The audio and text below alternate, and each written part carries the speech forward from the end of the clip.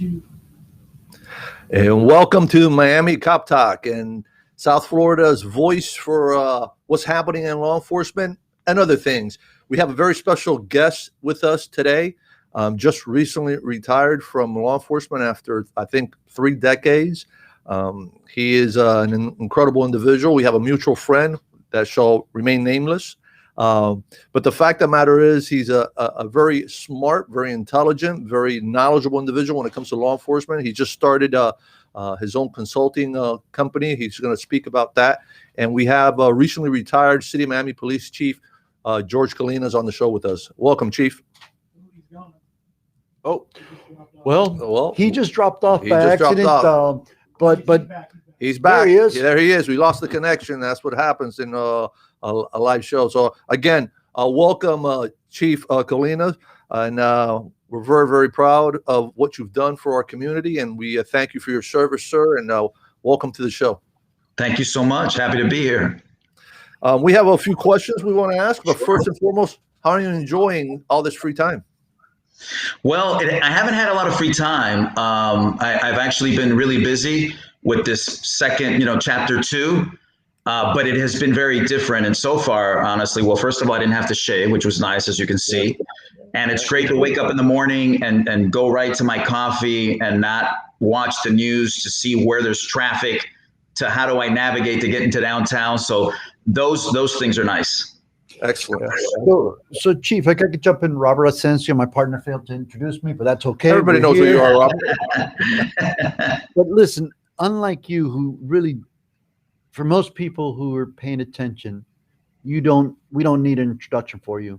You're a person who has been, as a matter of fact, every time I'm with my significant other or I'm with family and you come on TV, they always comment about how calm you are when you speak. So you're the voice of calmness, if you will. And we've gone through some real trying times in Miami-Dade County. But I think that also sets us apart. So this show, thank you for being on the show. It's our second week, a brand new show that all we want to do is feature, humanize law enforcement, educate the public. And we want to invite you to be, regular, not just on a show, but our podcast to help educate people. I think it's going to go so far to putting things in perspective. I wanted to ask you, how did you feel, as the head of a second largest agency in Dade County again, with the protests that were going on in the city of Miami, this call for enhancing the criminal penalties for those people that go out there and protest.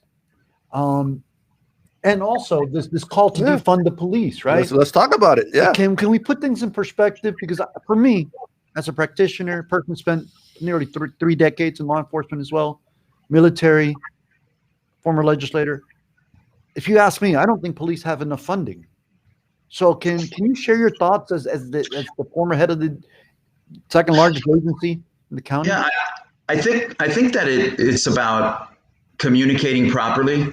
And so a lot of people don't understand, there are things that have happened across the country that have been ugly, right? That have been captured on video, that no one thinks it's okay. And so the initial thought is we should be punitive against the police. And how do we do that? Well, we should cut their funding. And that's where this whole defunding idea comes from. What I think that people don't understand is that probably 90% of your budget is personnel. And so first you got to understand, does that mean that you want less officers? Because if that's what you want, then defunding is okay. I don't want police, then that's okay. If you're thinking we want the officers to be better trained, we want the officers to have smarter tools to work more efficiently, then no, you don't want to defund. And you need more funding, actually, because that's what pays for de-escalation training. That's what pays for technology and equipment to go out and do the job effectively. So defunding is not the way to go. And the thought that just defund the police because something happened somewhere, I find a little irresponsible. Many people have come out and called out some of the ugliness that we have seen. And I think it's important to do that. But to generalize the police the way that we have been generalized is unfair. And nobody likes that, by the way. And if we did that in law enforcement, we'd be in trouble. Absolutely. When you speak about police in such general terms, it's offensive because everybody wants to be judged on their own merits. Judge me for me. What have I done? How am I performing? Have I been held accountable if I've made a mistake or committed a crime or whatever the case is? And then lastly, to that point, before you jump on a police department, please wait and see how they're going to handle the incident. Don't judge them based on what an officer did. Judge them based on how they handle that. You know, is that acceptable to them? Or do they speak out against it? Are they being transparent? Then make your judgments. Yeah. I agree with you. I agree with you wholeheartedly. And you know, a lot of it tends to be politics, as we will know. And, you know, law enforcement, we don't profile. That's not what we do. So we don't appreciate when we're profiled in the law enforcement community. And that's exactly what you just mentioned. Tell us a little bit about what you have in store with your the new season in life. I know that you're starting a consulting company. If you want to talk to us about that. So I've started a company, the Jorge Colina Group, and we're going to be doing a few different things, but one of them is assessments of departments. It could be a specific unit, internal affairs, training, policy, and taking all of our experience and our subject matter experts in and take a look at a department and see how they're doing. It's always wise for departments to be proactive about what they're doing and how they're doing, because it kind of helps mitigate potential problems in the future. I'll certainly work as a subject matter expert on certain different topics, and already some of that work has come in. So it's exciting just to kind of go out and use what I've learned over a long period of time and apply it somewhere else where someone can benefit. You know, that's exciting. Well, Chief, let me ask you, you know, offline, we were talking, and we ended up having the same TA in the police academy. Both you and I had the same street in law. Oh, I think I've lost. I'm not going to preach here now, but I can tell you there are a lot of things that have affected me, things that have affected you, good, bad, or different. Can you share a story? What we normally call war stories. Can you share a story that could be moving to the community, so something that they may not know that you experienced? Well, first of all, the amount of things that you experience. Listen, we're all made up of our experiences, and it kind of dictates how we behave in life and how we react to things. And those are just the facts. Sometimes you're an officer and you work in an area where there is a lot of violence. You know, that does in fact make you hesitant in how you engage people. And again, we shouldn't be critical of that, but I remember something that happened to me personally that I'll never forget. I worked in Overtown on the midnight shift when I was a new officer. And like many new officers, I was aggressive, you know, not in my actions towards people, but wanting to do police work. Go to calls, jump calls, be very active. Motivated, yeah. Motivated, exactly. And I remember I got involved in a bad car accident. And I remember hearing the folks that lived right there in Overtown saying, "That's Colina. Don't let anybody take any of his stuff," you know, because things had fallen out of the car. And I remember that. I remember thinking, wow, I police here and I'm very motivated and I go out and work very hard. And they recognize that. And they were all standing around waiting for other units and fire rescue to come and not let anyone come and take any of my personal stuff, my flashlight or whatever. And I have never forgotten that, because what it taught me right there is that if you do right by people and you're respectful, they're going to do right by you the vast majority of the time. And I've never forgotten that lesson. That's amazing. That's amazing. Chief, I don't know if you remember, you probably don't remember this, but this is going back to the 90s. At 62nd Street and Northwest 2nd Avenue, there was a major fight, right? And when I mean a major fight, there were a lot of people involved in this fight. It was a fight that broke out, and it led into the intersection. And I responded. And I remember getting out of the car and hearing the distinctive sound of a bullet passing my head. You know, the whizzing sound that we as police unfortunately know. Mm-hmm. And then I heard the pop. But the one thing that was really, really impressive to me was, as you just said, that you came up and officers, you were amongst the officers who responded, my 15s, right? The backup that I call for 315 emergency backup. And you and others responded. And within a short period of time, you guys, the city of Miami officers, had already a lead, already had the subject identified, and the subject had fled. And I was like, darn it, how did you guys do that? And the point was, the relationship that you built, that your officers built with the community, was what got the community to talk and turn in the individual. And within a short period of time, that individual was caught, he was arrested. And that for me always stuck. So this idea of, again, going back to this misinformation of defunding, I think it meant send the money elsewhere. We can't do it without appropriate funding. We can't have appropriate police officers, well-staffed, well-funded, well-equipped, well-trained, if we don't have the proper funding. But what do you see as the biggest obstacle for law enforcement right now? I think it's dealing with that resentment that we know exists. A lot of officers don't know how to cope with that. And a lot of them will take it personal. They won't realize it isn't about you, the person. It isn't about Robert or Raul or George. It's just a uniform right now that they're resenting. That has a pretty serious toll on someone's psyche. And it's because of that, the amount of suicides in our profession has skyrocketed. And honestly, those are tragedies that are preventable. And so I think one of the biggest challenges right now is, first of all, to reconcile, right? To go back to the community and say, hey, we've never left and we've always been here for you. And the vast majority of us love this job and want to continue to serve us, but we need you. We need your support. We legitimately need to recognize that we're all sharing the same ground. It's common ground for the both of us. And that needs to be expressed. Because what we do in this profession, and you guys know it because you lived it as well, is, man, someone kind of comes at us and we take a step back and we dig in and we come together. And it's almost like, okay, well, if you want to fight, let's fight.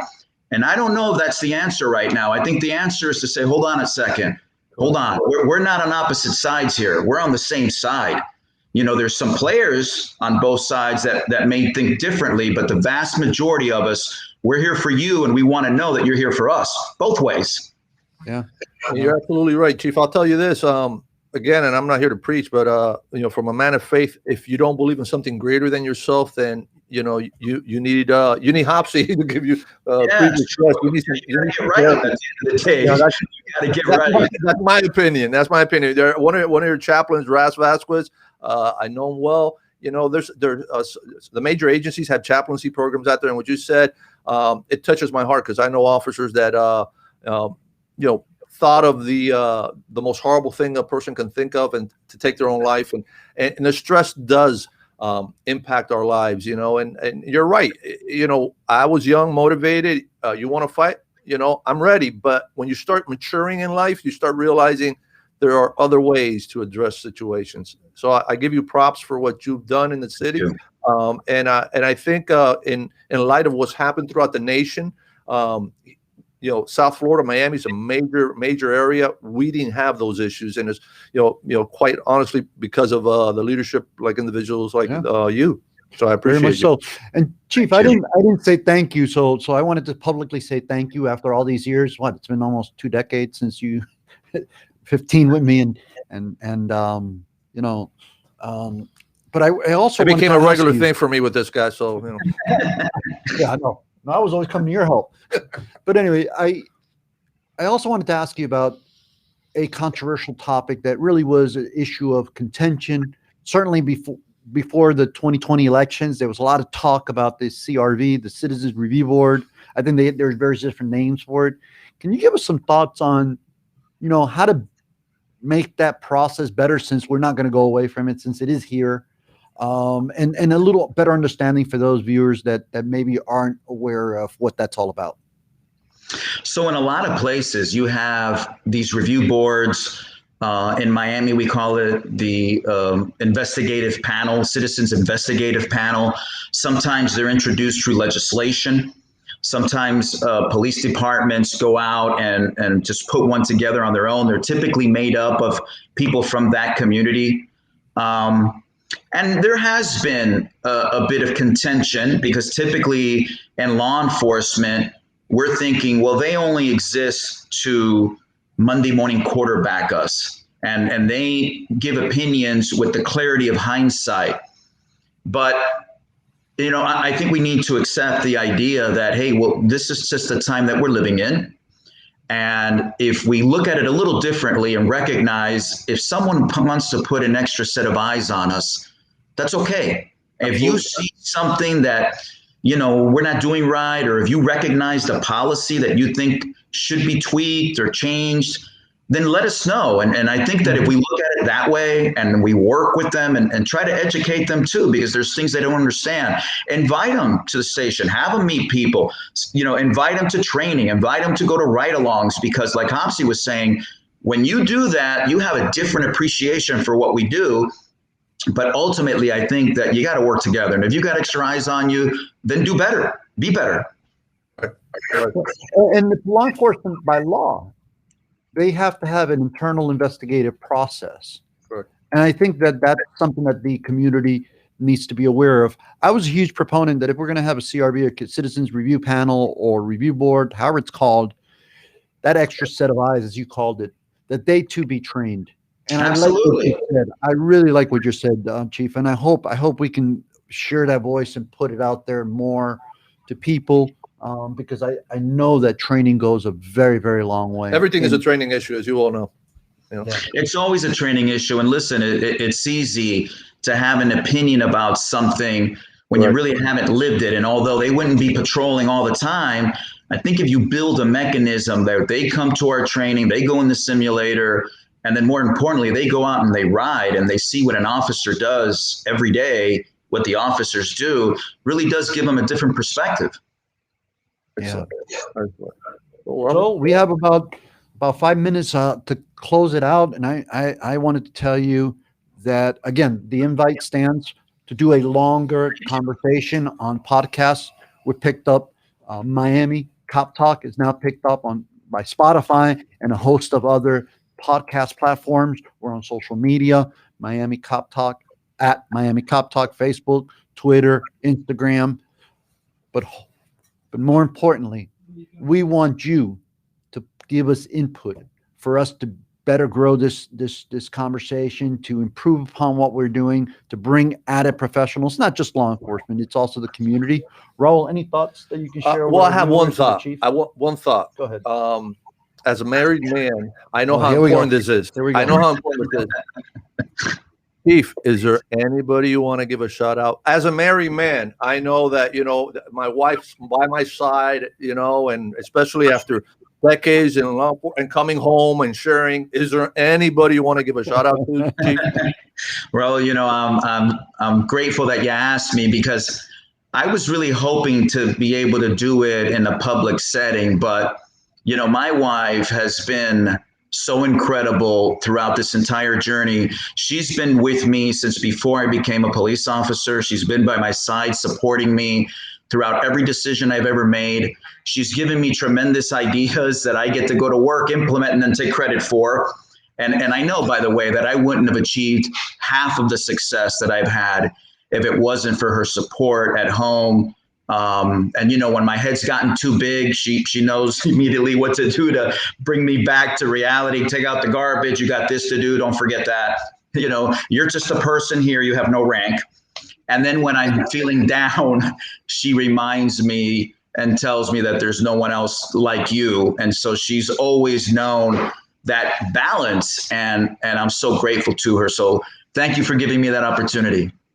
Yes, and today's International Women's Day, so I think that's important for people to hear how important the women are in our lives. So Thank you for that. Thank you, guys. All right, and we're ending the show. We want to thank Jorge Colina for being with us, and appreciate you being with us, sir. God bless you. God bless your family, guys. and Thank you. may beautiful things be in store for you. Thank you, guys. I appreciate it. All righty. Thank you, guys. Thank you, everybody. We're getting ready to close out our show. Are we done? Are we done, Robert? I think we are. Tommy? We're still in the air? Yep. On that note, let's go ahead and plug Tommy's show because it is very Mainline important Marlins. He's really was making the Marlins as successful as they are today. Mainline Marlins every day from 8:45 to 9 in the morning, 15-minute podcast. He's got going on a great show also. And on Wednesdays from 3 in the afternoon to 3:30, Mainline Marlins with Tommy. And anything else? Yeah, Miami Tactical. Right? Miami Tactical. That's Right. MiamiTactical.com is helping sponsor the show, MiamiTactical.com. And I also want to give a shout out to another sponsor that we just had. I got a little notice here. Share Your Heart. And we'll talk about that in the future. Share Your Heart. .us. They do great work for this community. The director of that program is Raul Gonzalez, and he does amazing work for this community. That's going to be on one of our future shows. It's not only a food distribution; it's a resource. No, center, it right? is It's a amazing. rapid It is amazing. response They help service. victims. They help human trafficking victims. It's an amazing organization. They partner with the DCF, the Department of Children and Families. But we're going to have Rolly on the show in the future, and that's amazing. Until then, why don't you tell them where they can get a hold of them? What is it? Does he have a website? His website is shareyourheart.us. Shareyourheart.us. Rolly Gonzalez is an amazing individual, and he really does a lot for this community. So we want to thank him. We want to thank all the individuals that are helping us bring Miami Cop Talk to you, and visit us on our website. We have links and resources, MiamiCopTalk.com. Absolutely. So on that note, I will say thank you to another sponsor. My company is called New Era Alliances. Here to provide some assistance, NewEraAlliances.com. Visit the page, drop me a line, let us know what you like, if that company can provide you any services. On that note, thank you to the Miami community newspapers. Your assistance in getting this program off the ground has been greatly appreciated. Grant, Michael Miller, Tommy Stiff, the producer. We can't thank you guys enough. So on that note, we'll talk to you later.